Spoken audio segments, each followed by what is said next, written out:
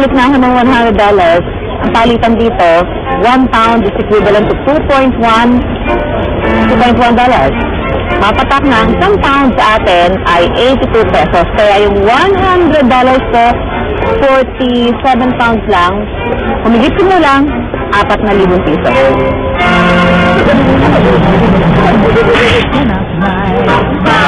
Mula sa airport, diretso na ako sa Wales.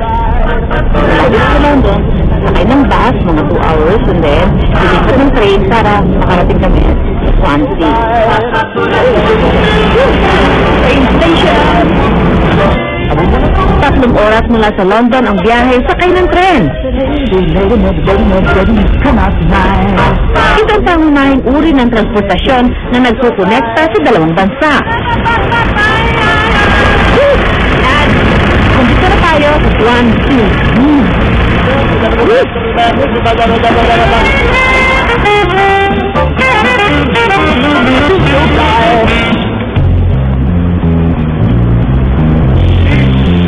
Dito, Princess si Charles at Prinsesa si Diana.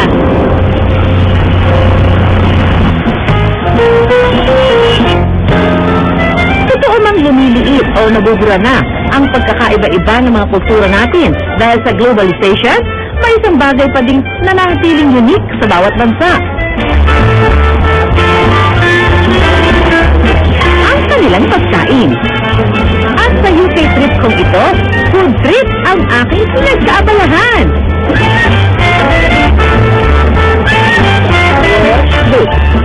O tara, kain na na! Cake na lang, pangopya sa atin. Ang Toby Pub and Savory ang isa sa mga restaurant na nagsaserve ng tradisyonal na Welsh Sunday dinner. Hello. Hello. Kaya turkey and pero di ko nahihintayin pa ang Sunday dinner para kainin ito dahil gutom na ako. 3 karne ang kasama sa Welsh Sunday dinner.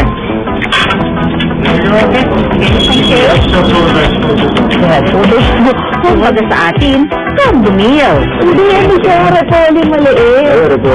Hindi ito. Bakit wala tayo na sa Pilipinas?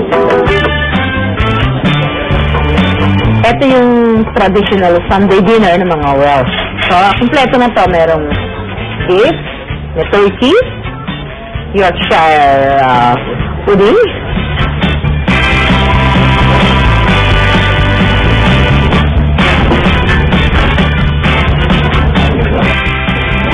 delicious! A lovely lunch, boys! Aha, tikim pa lang yan. Mamaya, lasang ulit!